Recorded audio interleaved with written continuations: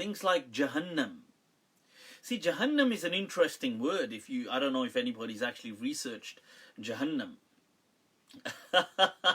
I know we normally want nothing to do with Jahannam. Like, yaar, I ain't gonna research you. Just in case, I appear to be too fond of you. But no, on a serious note, what Jahannam is interesting. Etymologically speaking, the term, because Jahannam is an Arabicized word. The word in essence was not an Arabic word. Okay, now it comes from where you have the Greek and the Hebrew for it, which is Gehenna or Gehenna.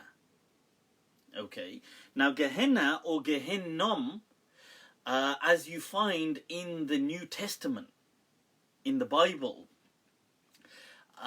is mentioned, and Jesus does mention Gehenna. Okay, now it's interesting because it refers, Ge here is referring to the valley of the Hinnom people, who were from the kind of Israelites, and part of they'd kind of gone strayed and fallen into superstition, and this was, I believe it was south to Jerusalem. I believe it was part of the kind of Judah kingdom, but it was south to Jerusalem, I believe, and there was a valley with these people, the Hinnom people, who were part of the Israelites, greater, the whole Israelite kind of kingdom. They had fallen victims to deep and evil superstitions, and part of which they would sacrifice their children.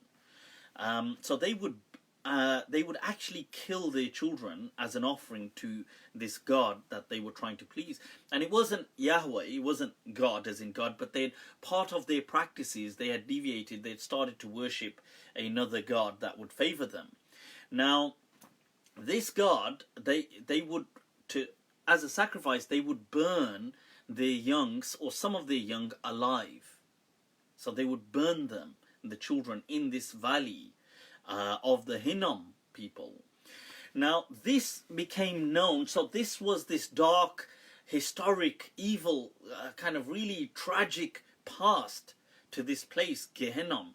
And then there's other traditions that state that what happened after that is that this fire they would keep this fire alight, and then people would use, after these people had kind of dissipated, because of the tragic past that this place had, nobody really wanted to inhabit the Gehinnom place where they had this fire and this burning and this trash. So people would chuck their trash there, they would bring carcasses, and other kind of traditions mention things like this, although that's been disputed whether people did used to burn their carcasses there, and dead animals and trash and garbage. And this fire that's what this place was used for. It had stench, it was filthy, it was disease ridden almost.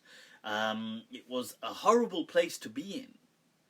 And so what happens is Jesus in the New Testament says that people that commit certain atrocities, that God has preserved for them a place in Gehenna or Gehinnom, this despicable, this kind of almost disease-ridden allotment that is consumed by fire and filth and pus and all this kind of trash and garbage.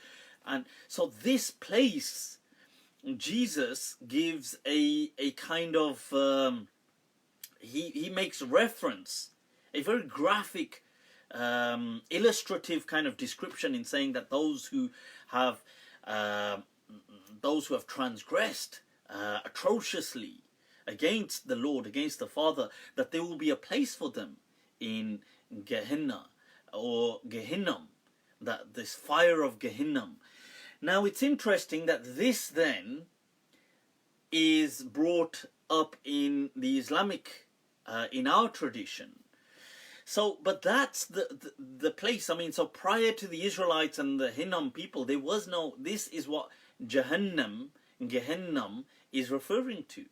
So it's interesting that even the term in itself is arguably it's definitely metaphoric or symbolic of a greater kind of like misery and a horrible place. That's what it's kind of denoting. So I hope that gives some. I want to share that because I find that just amazing, just mind blowing in many ways to think about that.